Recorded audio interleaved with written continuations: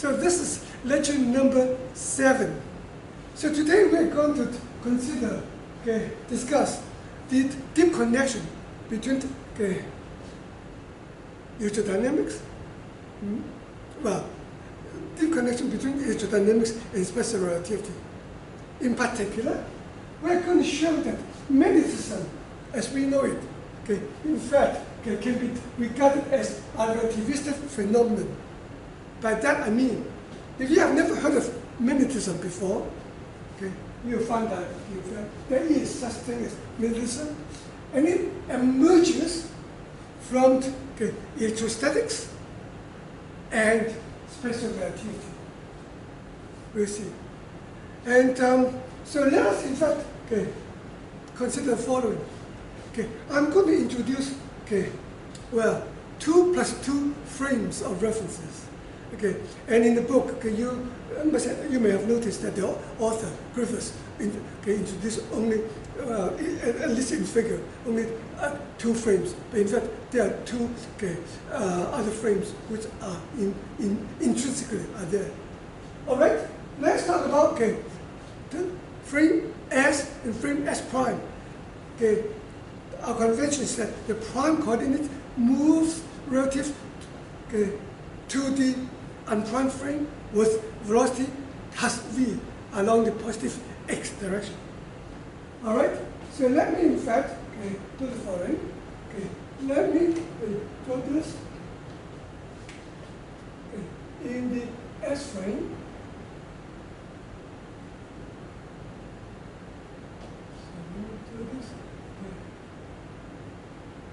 X, Y, Z. Let's say that we have a long wire.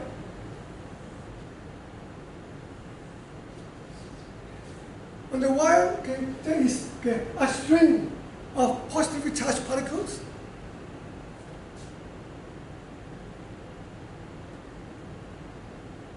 I will assume that those particles are close enough to each other so as to regard this string of positive charge, positive charges as a continuous distribution of positive charges. Let me now introduce a frame, which I will call the S prime frame. S plus frame. In this frame, you have positive charge particles. Again, I will assume that they are close enough to each other so as to regard the whole thing as some kind of continuous distribution. And the charge density for this string of positive charge particles run along the direction parameter x would be, say, plus lambda naught. And this is the S plus frame.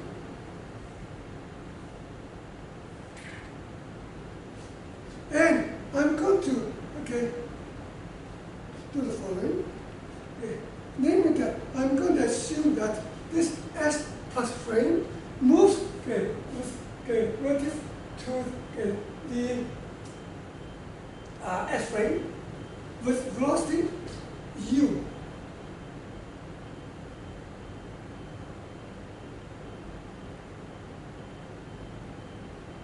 Let's see. Let me u is minus.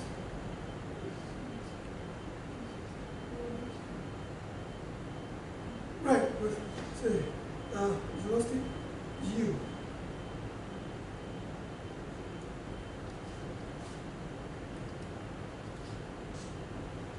And the charge distribution density is lambda naught, is positive.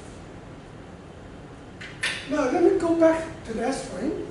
In S frame, let's say that the positive charge particles would the S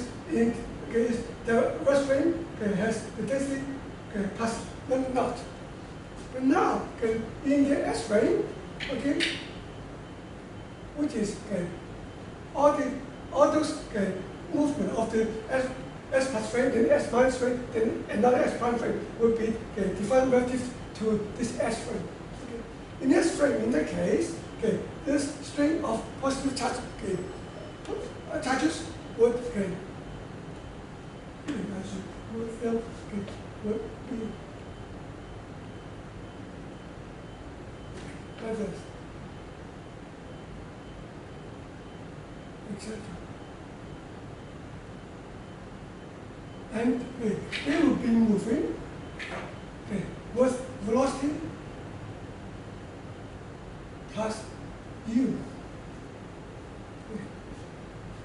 So that, since S plus frame is moving with relative to S frame, and in S frame, those positive charges move with velocity plus u, so that in the reverse frame, the reverse frame is the one that moves with velocity u relative to S frame, so that in this frame, they are at rest.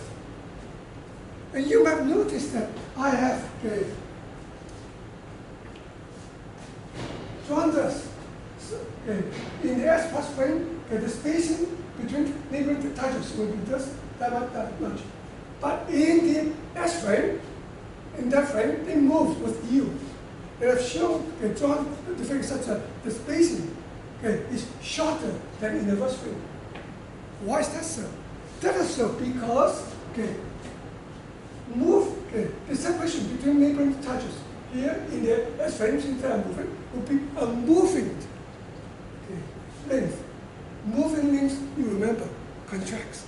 That's why this spacing is smaller than this spacing. But of course, the density of charges is inversely proportional to the spacing. The more closely they are, of course, the larger will be the density. So that we have, let's say that the charge density for the positive charges in this wire, in this frame, is lambda plus. In that case, as I said, lambda plus would be related to the lambda minus lambda naught, inversely proportional to the contraction factor, which is 1 over 1 minus square root of 1 minus u squared over c squared lambda naught. That's how the charge density in two frames for these positive charges, I believe. So now obviously this is larger than 1, so that's why that's because of the fact that this spacing is more than this spacing. Therefore, the density, charge density here is greater than this one, and be greater by this factor, inversely proportional to the contraction factor. All right? So I've introduced the S plus frame, S frame also. Now, let us assume that there is a charge particle. Let me draw here. Let me use green color.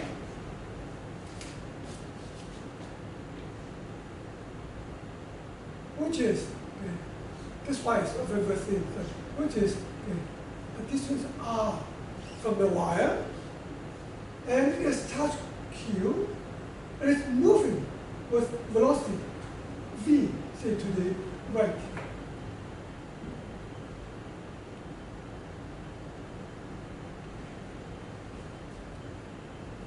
Okay. Now I'm going to introduce another frame, which would be known as I will call it the S prime frame. Let me draw here. S prime frame. This frame is such that in the S prime frame, this charge, which is moving with velocity v, the S frame, is at rest in S prime frame. Okay. So that, okay, let me draw this y, 3, the y, and this S prime frame, okay, the charge particle Q is still a distance r from the wire, since this separation is transverse separation. Transverse separation doesn't suffer any contraction. And the S prime frame is moving relative to the S frame with velocity v, so that this charge would be at rest in the S prime frame. So this moves with velocity v. Let me first size one.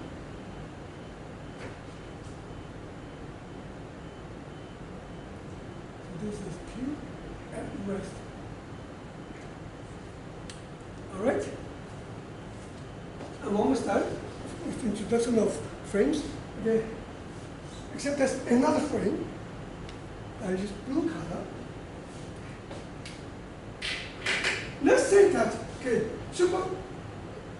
post on this positively charged charges on this wire is another string of charges, which those charges are negative. Blue, you can hardly see blue, distinguish blue from black. Sorry about that.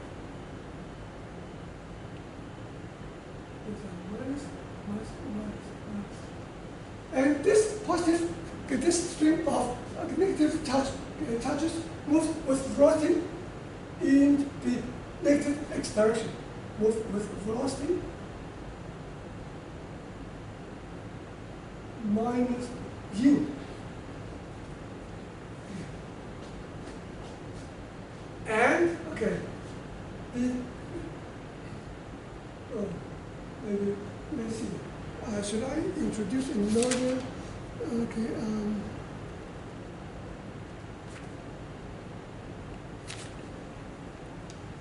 Well, okay. With velocity u. Okay. Let me introduce now. Okay, the blue S plus frame.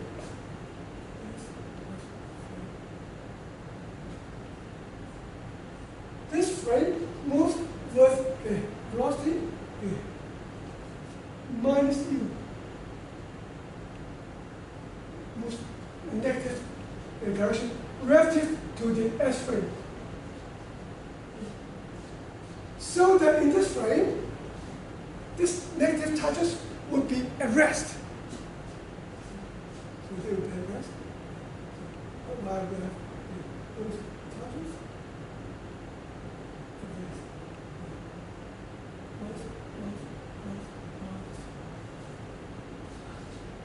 And let's say that the negative charge particles gives rise to a charge density.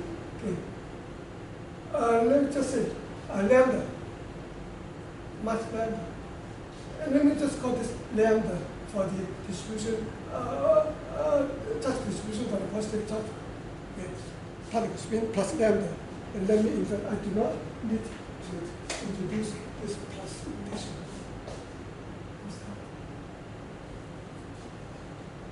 Now, obviously, the negative charge particles are moving, and the positive charge particles are moving in this S frame with the same speed. And let me consider a case that positive charge densities have distribution plus lambda. Negative charge particles has this charge density minus lambda, the same entity in terms of charge density. So that means that in the rest frame of the, I'm sorry, S minus frame, sorry. The charges must be just as in the S plus frame, the positive charge charges have a distribution, charge distribution plus lambda naught. So in the S prime frame, where the negative charges are at rest, the charge distribution must be minus lambda naught, so that they have the same speed relative to the S frame. So when you go from this frame to this frame, there will be a contraction factor. And that contraction factor, well, of course, would raise the charge distribution from minus lambda naught to minus lambda.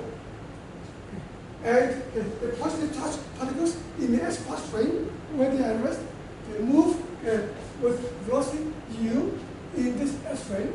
So they suffer a contraction spacing, so as to raise the charge density from plus lambda naught in the S plus frame to plus lambda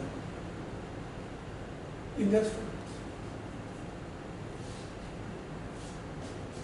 Okay? All right.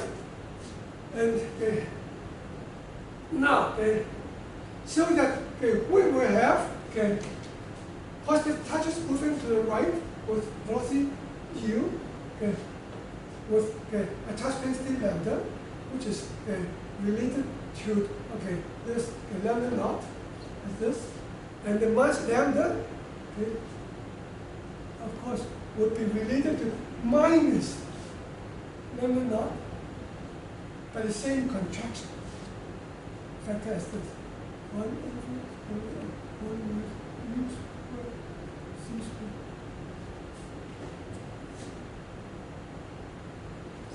All right? Aside from the sign, in their respective rest frames, they have equal charge density. Since in that case, to go from these two frames to this frame, you have to move velocity from 0 for negative charge particles, negative charges, to velocity minus 0, and boost the velocity of these positive charges from the rest frame S prime to plus lambda in this S frame. They suffer the same contraction factor because they're moving with the same speed relative to their respective rest frames. Hence, if they're equal in terms of magnitude of charge density, they will have equal charge density in that frame also. All right? So we have a string of positive charges moving with velocity u, and that will give rise to a current I. I should use rep u, so that will give rise to a current I equals to a charge density lambda times u. And similarly, if the negative charges will contribute equal amount of current, since they will contribute a current given by minus u times minus lambda. So that effectively they add. So there's a current running on this wire given by 2 lambda u. But notice that this string, this wire, is neutral. So it will not give rise to any electric field acting on this charge key. All right? So I'm done with the introduction of S minus frame and S plus frame. This just serves to tell you how, why, in fact, when the negative charges and the positive charges have a similarity of charge density in this frame, and they move with the same speed, then in their respective reverse frames, they have equal charge density aside from some. All right? I'm done with this. So now it's important. So now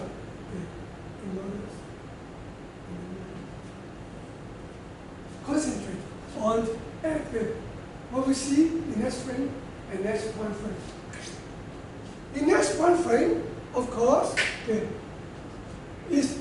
moves with velocity v relative to the S frame. So that this the positive charges will move with a different velocity than you in this one frame. And those, let me draw each black color.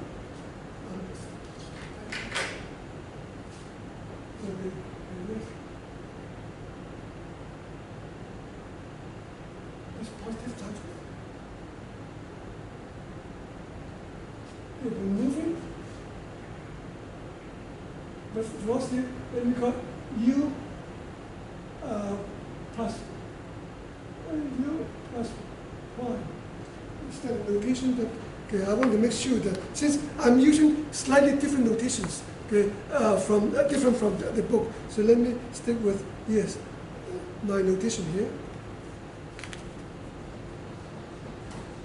And now can apply Einstein's law for additional velocities given here to tell me what's the u plus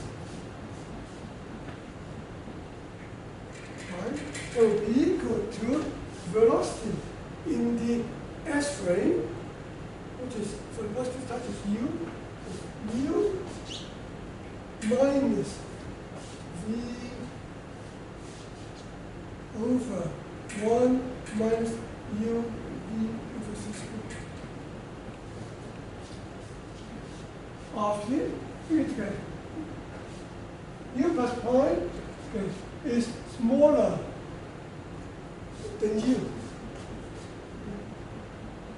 So that they wider apart. Because even positive charges compared to the positive charges in this frame as strongly.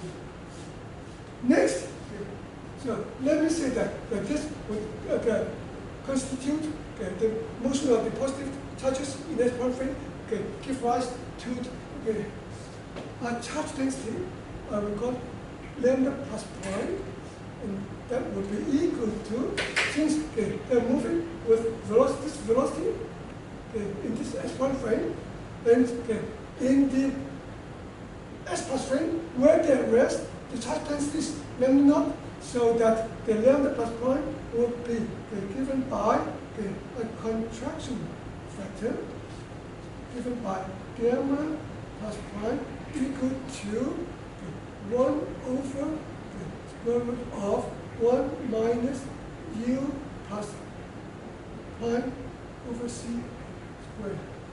So this is given, so the charge density is given by this contraction factor relative to the charge distribution in the rest frame, which is lambda. Plus u plus pi is being given by this in terms of u and v. Next, let's do the same thing for the negative charges. Negative charges, of course, now would be since this moves, S1 moves with respect to S frame in the v positive direction, and the negative charges move in the negative direction in this frame, so that the speed of the negative charges in that one frame would be larger. And how much larger? And let's say that the negative charges will be larger, so that in this view, so that in fact they are more closely packed. Oh, I should use blue color.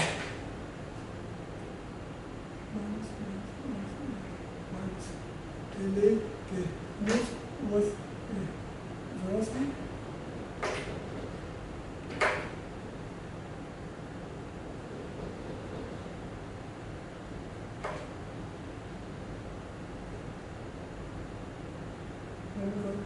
U minus pi. And u minus prime would be given by Einstein's velocity law, except now in this frame, the velocity is u use. Now I use minus u. This is even towards the left. So I replace u by minus u for the negative charges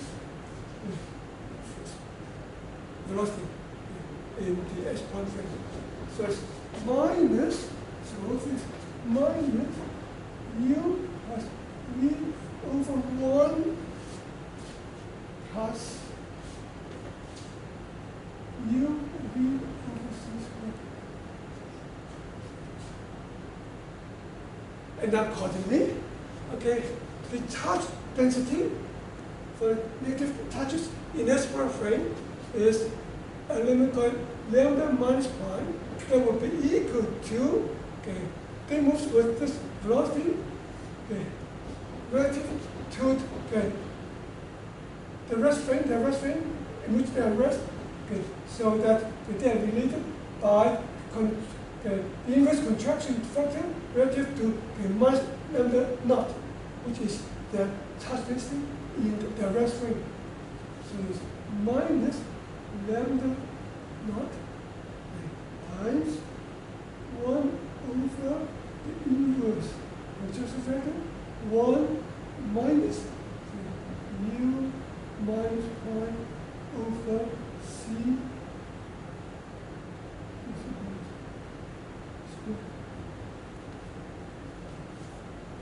And as you can tell, in fact, obviously, since the negatively charged particles are more closely spaced than the positive charged particles on this wire in S-prime frame. So in S-prime frame, this wire carries charge. It's no longer neutral as in the S frame. Therefore, in this S-prime frame, there would be a neutral force acting on this such Q at rest. And we can calculate what is that electric field E acting on Q from this wire. And to do that, of course, we have to find out the total charge density in this one frame for this wire. Also, let me, in fact, I'm done with this.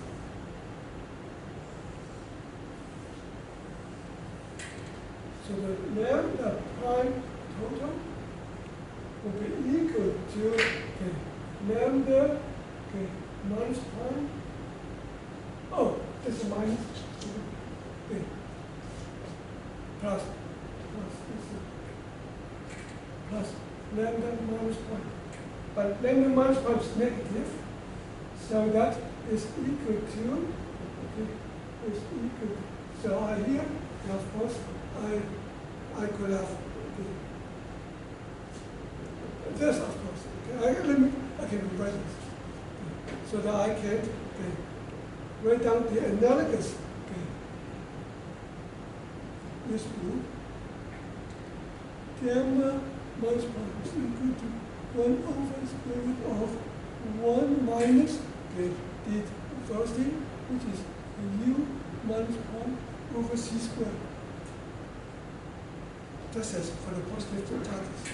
And in that case, I can replace this by the inverse contraction factor, which is gamma minus prime. So minus gamma, minus gamma minus prime. So now it looks similar to this one, except that I have plus lambda here and minus lambda here. All right. So now the total charge density is given by the sum of these two, which of course is equal to lambda naught is the common factor of lambda of gamma plus prime minus gamma minus prime.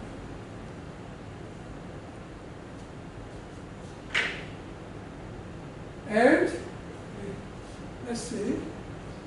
And well, then you have to do algebra, which is slightly tedious. And I'm not going to do the algebra. Okay. And I will just give you the result. Okay. And let me write down what that is. So you can have gamma plus prime given here in terms of u plus prime, which is here, in terms of u and v. And then in gamma minus prime, you have this expression in terms of u minus prime, and u minus prime is also a function of u plus u and v. So the whole thing can be written in terms of u and v. And if I remember this correctly, the answer is given by 1 over square root of 1 minus u squared over c squared times another square root of 1 minus v squared over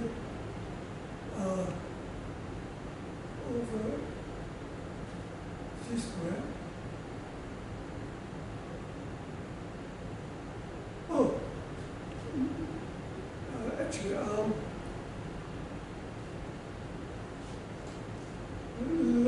let me in fact do the following. Okay. And let me write down what is this gamma plus, gamma minus. And in fact, as I said, you can write this in terms of u and v. And if you do that, you will get this result. 1 over square root of 1 minus u squared over c squared. And another square root of 1 minus u squared over c squared. And I've forgotten the numerator. And it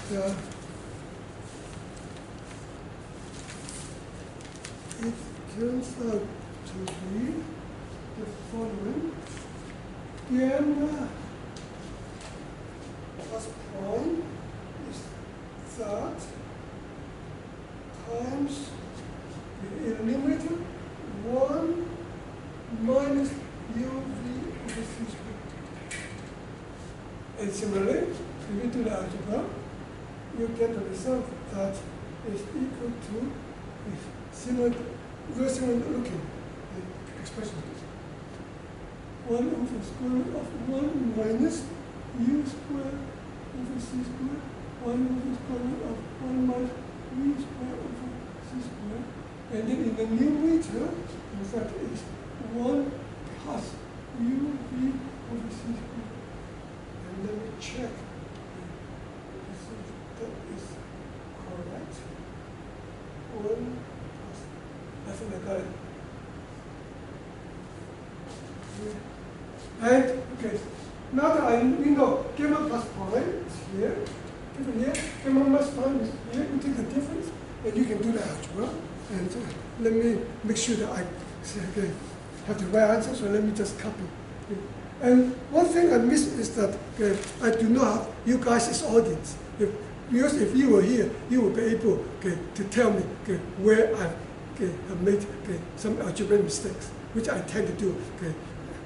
I'm sorry, but in given lectures, because it's very hard to, as I said, to think, write, and to talk at the same time. All right. But anyway, if you do the algebra, you find out that the total charge density of the y in this time frame is given by the following.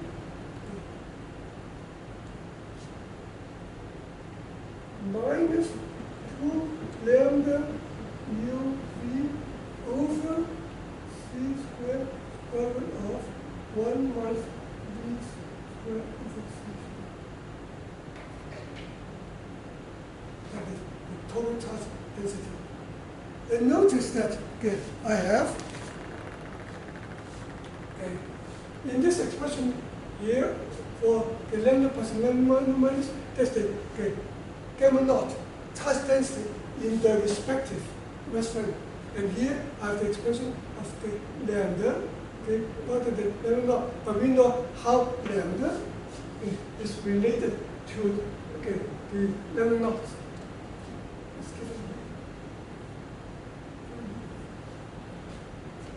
So that once you have substituted not in terms of lambda, you get this result. So this is the total charge density in the S point frame.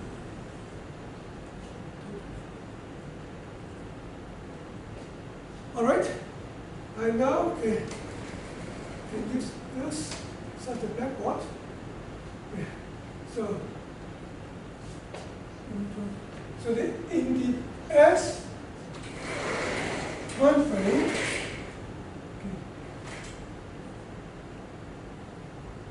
where Q is at rest.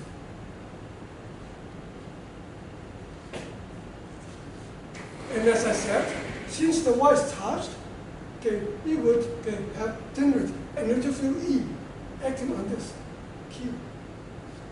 And that force is given by charge times the electric field E. And you know that since it's negative charge wire, so that there will be an attractive force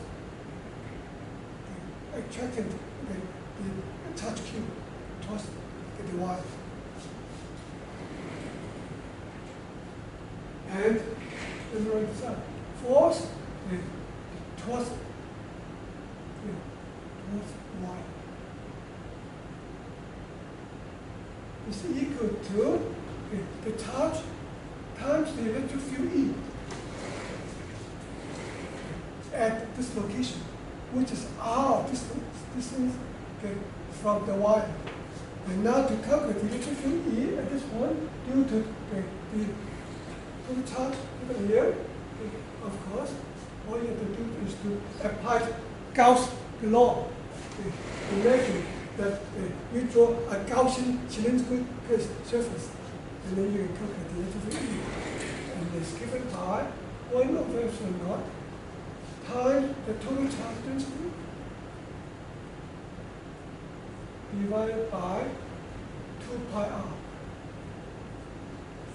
That's the result. All right? And so that this force, in fact, as I said, is pointing towards the wire. If it points towards the wire, that means that it is in a direction perpendicular to the wire, to the motion of the charges. So that this force is a transverse force.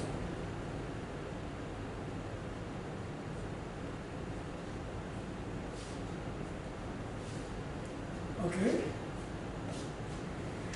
And now, so we know, oh, I'm sorry, this is the force in this part frame, so I should put prime here. Now, so that I now have this F prime transverse. This stands for transverse. This subscript T stands for transverse. Now that we know there's a force, transverse force in the H prime frame, we can now calculate the force in the S frame on this charge Q. Because we know that the force, the transverse part, can be calculated in terms of S prime, the transverse force. Why?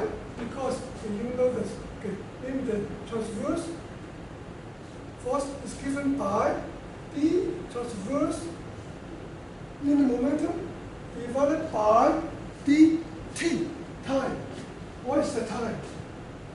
Well, the time here, okay, is the proper time. Why?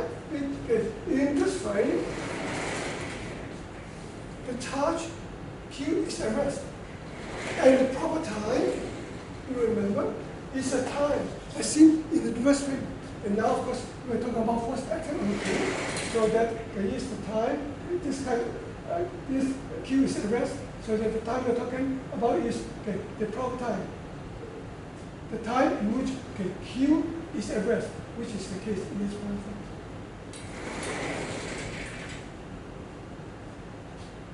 On the other hand, in the S frame, transverse force, of course, is given by the P transverse. I'm sorry, in the prime frame, that's not for the transverse in the momentum. In the S frame, the transverse force is given by d transverse in the momentum by dt. And now the question is, we note S prime. How are we going to calculate F? Well, we know how to do it because this transverse linear momentum component remains the same in the two frames. Remember, just like y and z coordinates do not undergo any changes, being invariant upon Lorentz transformation along the x direction. So that the transverse linear momentum, which is just another vector like position, but remain the same. That means dp transverse is equal to dp transverse prime. But we know how to relate dt in the S frame to d tau in the S prime frame. By means of using this important relation that we derived, so that dt is nothing but, so this is dp transverse part. I can change this dp to dp prime, so it's still the same. Divided by dt. dt of course is gamma d tau. So this is equal to dt gamma d tau. So this is equal to gamma, of course, is gamma that refers to the S prime frame, which moves with velocity v relative to the S frame. So gamma is equal to 1 over square root of 1 minus v squared over c squared. So this is 1 over gamma is square root of 1 minus v squared over c squared times dp prime by dt, which of course is the f prime. F prime is given here. It's q 1 over epsilon naught. And the total, you want to draw total charge density is given here. Let me come here.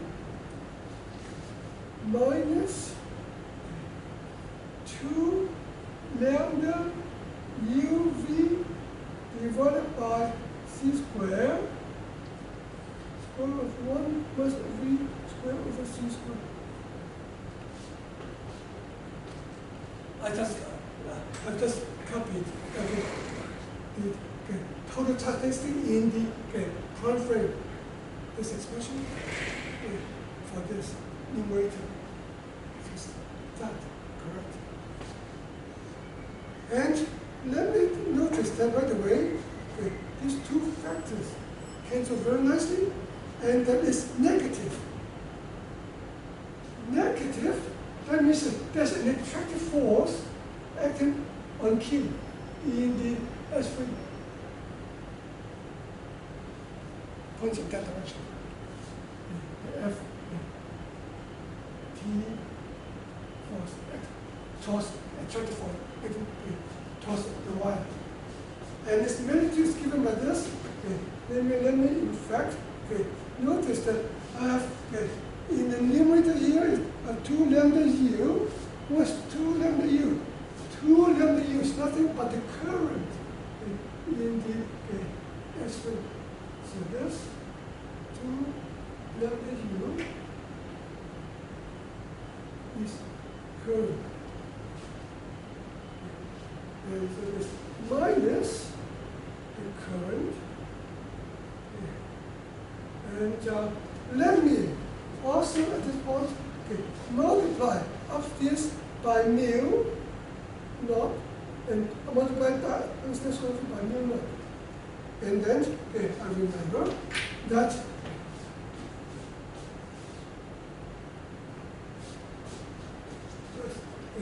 mu naught epsilon naught is nothing but the reciprocal of c squared.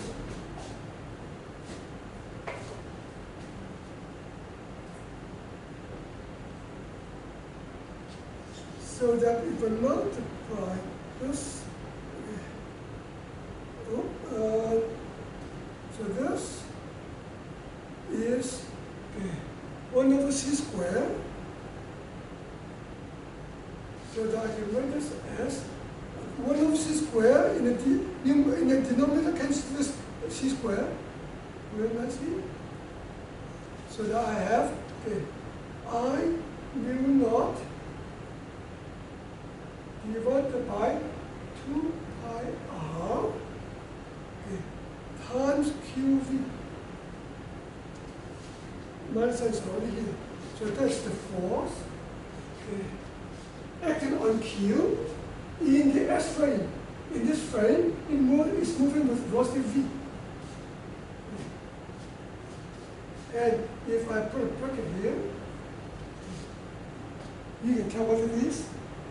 This, of course, is nothing but the magnitude of the magnitude B. Because you remember the Lorentz force law, which, by the way, we're going to derive later. Force is equal to Q V cos B. And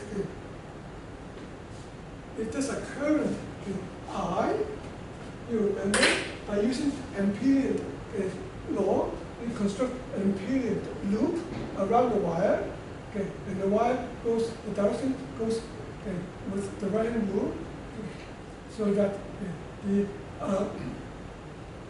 current goes this way. The magnetic B will be pointed towards the ball at this point.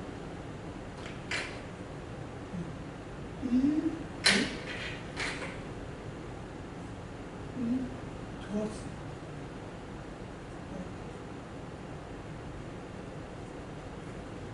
And so that you remember the Lorentz force law is given by the charge V cross B. V is this one, cross B into the ball. Yes, that means a force pointing towards the line. And the magnitude of B, of course, if you now have learned magnetism, you remember, is given by P naught times the current enclosed inside that loop divided by the circumference, which is this. So that we see that in the S frame, the Y is neutral, but it carries a current. And the effect of the current can be deduced by doing what we have done, going into the S prime frame and doing the Lorentz transformation from that frame to another, from S prime frame to the S frame, and then we arrive at this result. And we identify this is indeed the magnitude of magnetic B generated by this wire, generated by this wire. Carrying current I. So that you can see that starting from electrostatics, so that I can know how to calculate the force acting on the charge, the rest in S one frame, and then using all those relativistic phenomena, namely length contraction, I arrive at the result that there is a force acting on this moving charge, and that force is not electrical force, since the wire in that frame is neutral, but it's in fact another force. And that another force is nothing but the magnetic force. And we identify this as the magnitude of the magnetic B generated by current I. So that what I've done is that I've shown that magnetism is in a way a relativistic phenomenon. It comes about as a result of electrostatics and special relativity. So there's a deep connection between electrodynamics and special relativity. And later on, okay, we will derive the Lorentz force law. And I think maybe in the last lecture or so. All right, so let's complete the discussion on this topic. And oh wow, time flies. I've only half an hour. Okay, yeah. All right, in that case, let me. I'm done with others, so in fact I can erase this. Erase the movable part.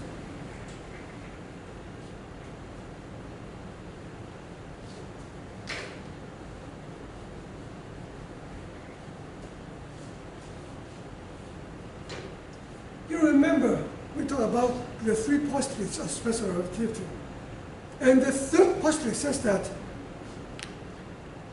the laws of nature should appear the same to all observers in the different frames. Of course, all those different frames are related by Lorentz oscillations. Okay.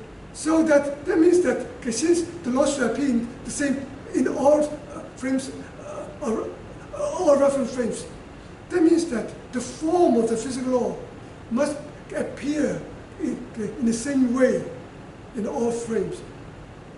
So that that means that we need to express physical laws in terms of expressions, which how do I say, which are invariant in form, and invariant in form.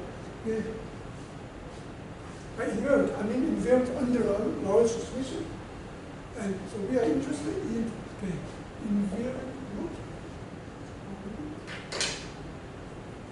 Invariance in form, and it is called covariance. So all the physical laws must appear in covariant form.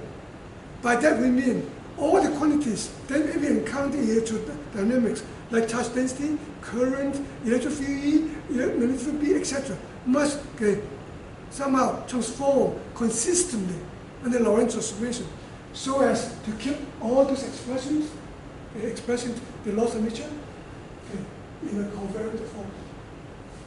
All those laws should be invariant in form under Lorentz oscillation from one frame to another. I'll give you examples to let you know what I mean. Let me do it now. And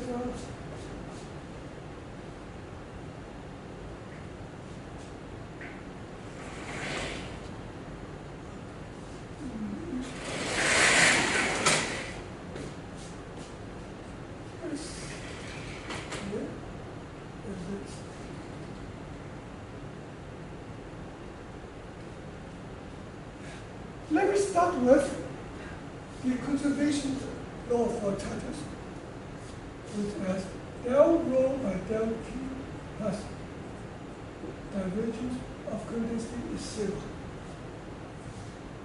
Now current, of course, is nothing but charges in motion.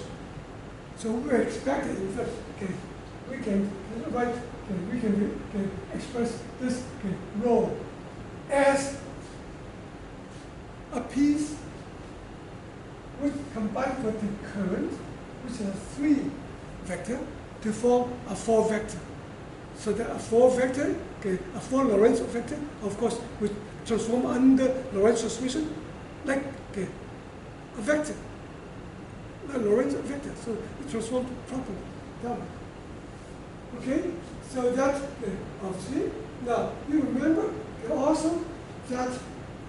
Have I written down all this? I think I wrote down somewhere.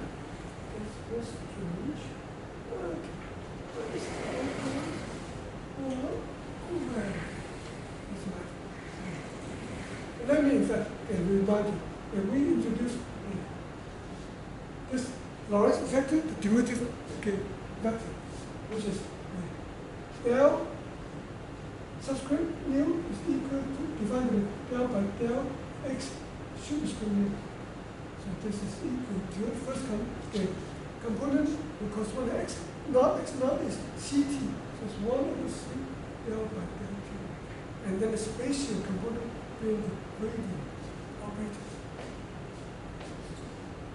So that now, this is this already. So let me in fact multiply both terms with c. C.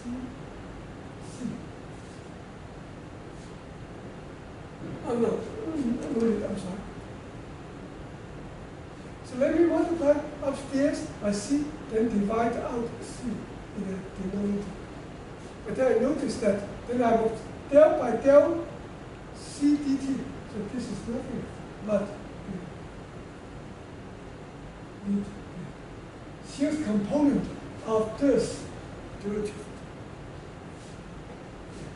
So that if now we write this as J naught, then we will have del naught J naught times divergence of J. Divergence of J, of course, is nothing but del I Ji, where I runs over 1, 2, 3. And again, summation of repeat indices implies summation. So this is nothing but divergence of J. And that's 0. So that we can write this two terms as together as del mu J mu equals 0. So in this expression is nothing but expression of conservation of charge, and it now takes on this form. It's written in terms of only Lorentz vector del mu and Lorentz vector J mu. So once I've written in terms of the Lorentz, probably in terms of quantities which transform under Lorentz transformations, probably this one transform under Lorentz transformation is a vector, and this one is a vector. Then the whole thing is covariant. So that is a covariant form of the charge conservation expression. Covariant form of the charge conservation. All right, next, let us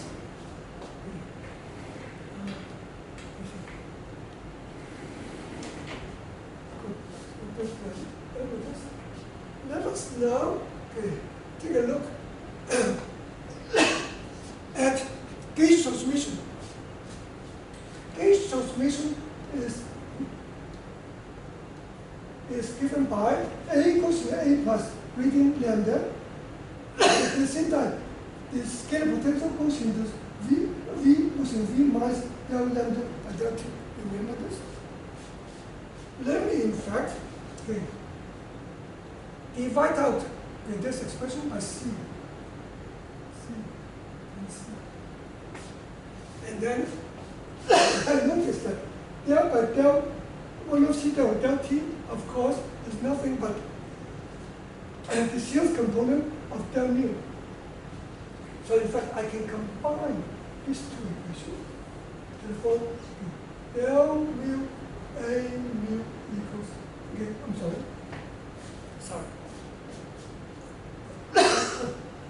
I'm ahead of myself. I can combine these two equations. There are three equations here, in fact, is a vector equation. And this one, another equation. So altogether, the 4 equations. I can combine these 4 equations into the form is A mu goes into A mu plus del mu lambda. Obviously, for this one, the spatial component ijk, that will give me this first expression for the transformation of the vector potential. how about, okay, let me check. Excuse me. This self-component. So I say that the A naught under Lorentz transmission goes into A naught plus del naught lambda. Let me check to see if there's gauge transmission for the self-component of this 4 vector A is in fact consistent with this gauge transmission for V. Well, we already said, well, let's see. Let me see. Okay. That would be so. Okay. If I now, okay, so I want this to be consistent with what we know for the scalar potential transformation. So all I have to do is that I have to identify A naught as V over C.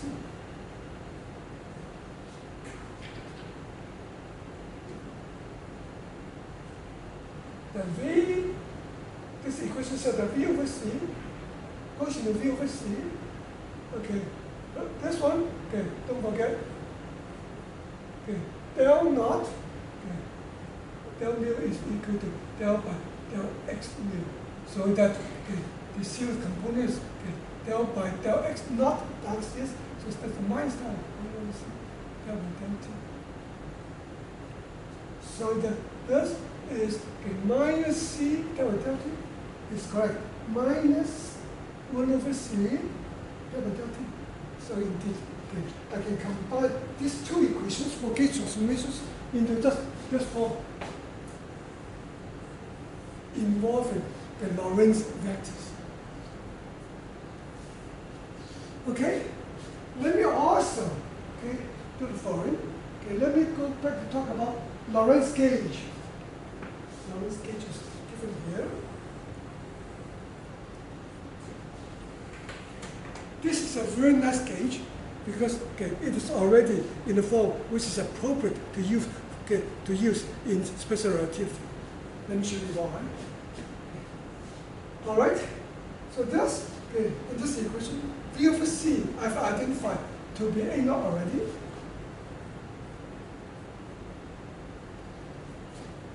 This, okay, 1 over C del by del t.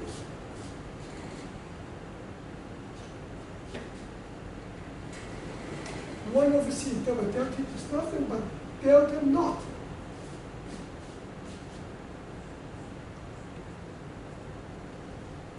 So that I can combine these two terms on the left hand side as del mu A mu is 0. This spatial part will be del I AI, which is, okay, the divergence plane, and the time part will be del naught A naught, which I just showed is given by this two. So that the Lorentz gauge can be written in a very nice covariant form in terms of, okay, the two Lorentz vectors, the del mu and A mu. All right. So what else? Okay. And so that we have to let, okay, to identify, okay, D naught, okay, to be rho C. So let me write copy this down somewhere. Maybe here. So D mu is equal to the time component is rho C. Then the spacing part is the phase curve. Okay. And we have also identified the 4 components of the potential A mu. Okay. And the spatial part, of course, is the old vector potential A. And then the scalar component, as I said, is, okay, V over C.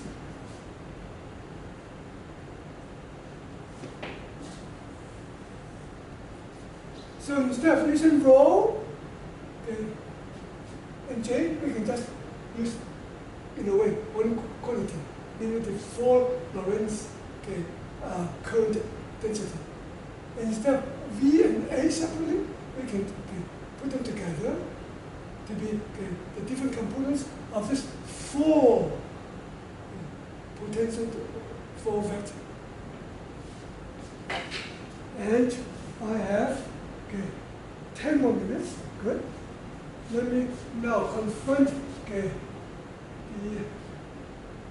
interesting question of the following, and okay, so that in fact, I shall also copy this down. The conservation of charge you take on the form, del mu A mu equals 0. All right. And let me come back here.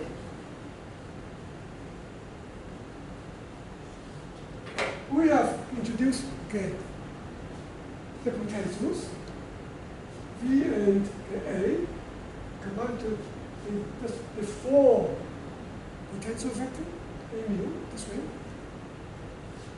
Let's now bring in the electric field E and the magnetic field B. What we're going to do about them? That is the question. E, you remember, is given by, in terms of the potentials, minus gradient V minus del A by del T. And B, of course, is given by the curve A. And now we have seen that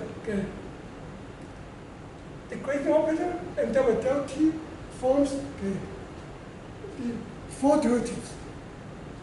And A and V forms the four potential. So that's good. So we can put E and B in that form. My question is the following. E, of course, is a three vector. That means it's three components. B is also a three vector. It's three components. So together, they are 3 plus 3, 6 components.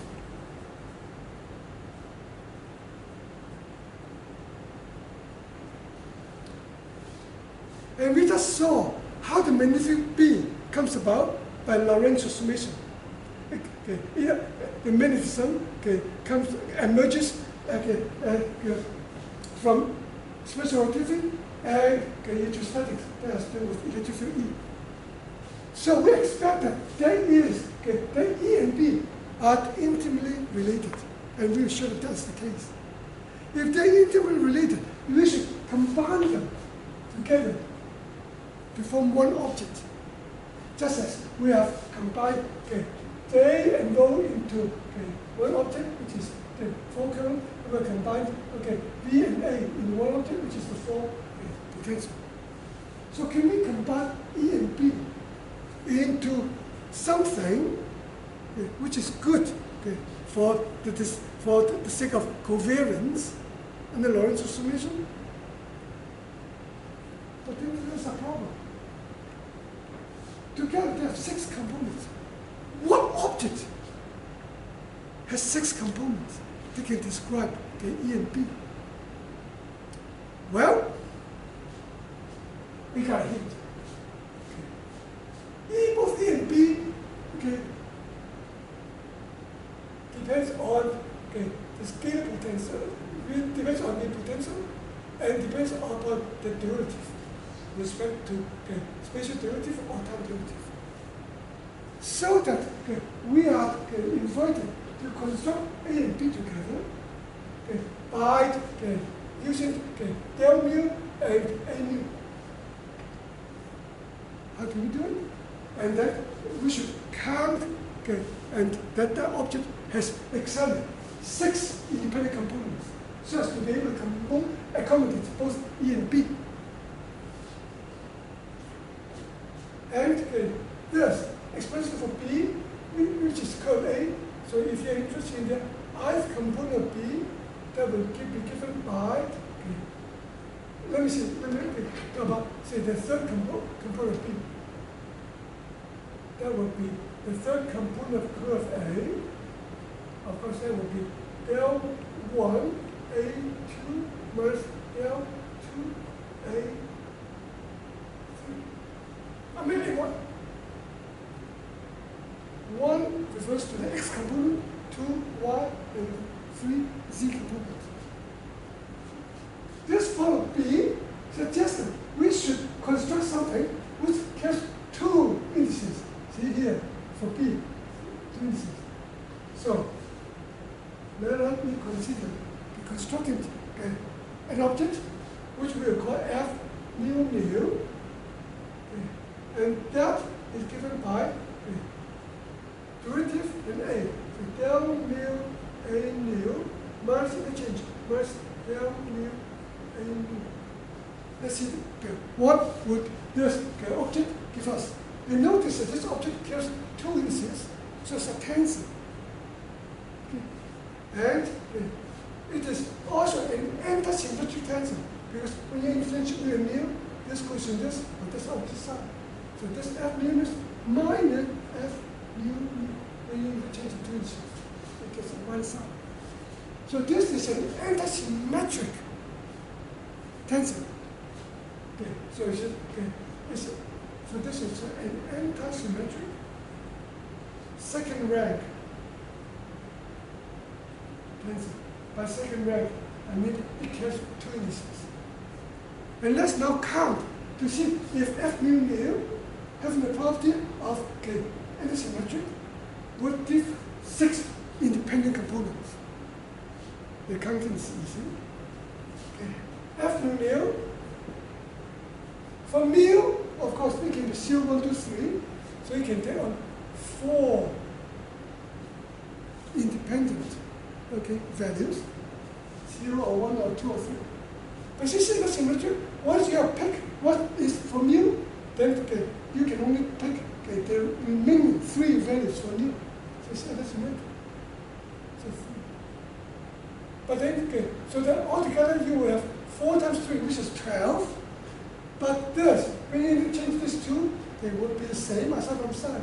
So the number of independent degrees of freedom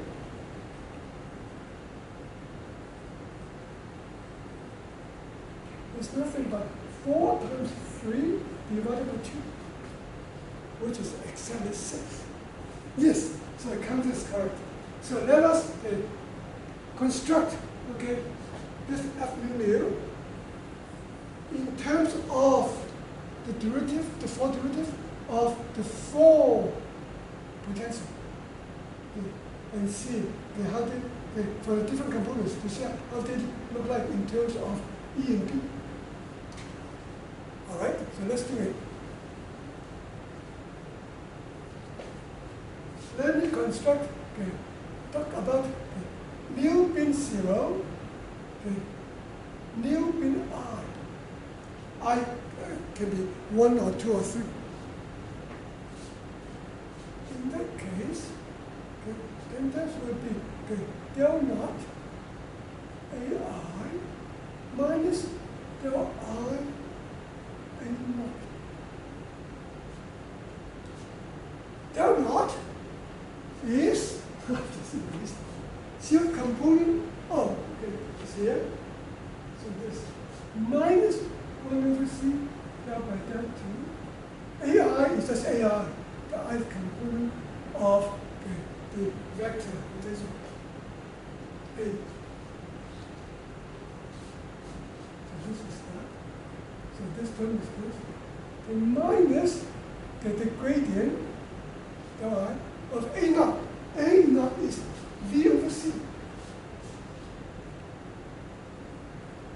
So if I now put a factor of minus 1 over C, then I have del AI del T plus del I V. And what is that inside the square bracket? Well, this is nothing but the I component. Oh, let me put minus sign. Minus sign. Okay. This one. So this is nothing but the ith component of E. See, minus sign is here. the ith component of the gradient operator is still I. The ith component of A is here, and this del by del T comes here. So this we identify as minus E. So that F0I is EI. That's good. Okay, we have, just a few more minutes. Let me take a look at, of course we do not have to construct FC0, since that's automatic zero, since it's symmetric. So we have, and this is equal to minus Fi0, since F is antisymmetric with respect to interchange of indices. Okay, now that we have considered the F with one of the indices being the 0, being the time component, let's talk about both indices referring to spatial indices. So let me construct Fij. Fij by definition is del I Aj minus del J Ai. And let me in fact, by the way, I have to be careful about where I put the 0. 0 upstairs is different from 0 downstairs by minus sign, remember? Whereas for the spatial components, it makes no difference. So F subscript Ij is the same as F subscript Ij. You can lower spatial indices without penalty. But for time index, you have to take care of the minus sign. All right? Let me now take a look at F1, 2. And what's that? That would be L1, A2 minus L2, A1. I have taken the liberty of lowering the spatial indices from superscript to downscript. And there's no penalty for doing that. And this is F1. And notice that this combination, of course, is nothing but the curl of A, the third component. The third component of the curl A is given by, let me draw this circle, 1, 2, 3. So the third component is given by this del mu1. 1, of course, refers to x direction, then A2 and minus del mu1. So I have, I've been able to identify F1, 2 to be the third component of curve A. The curve A is B.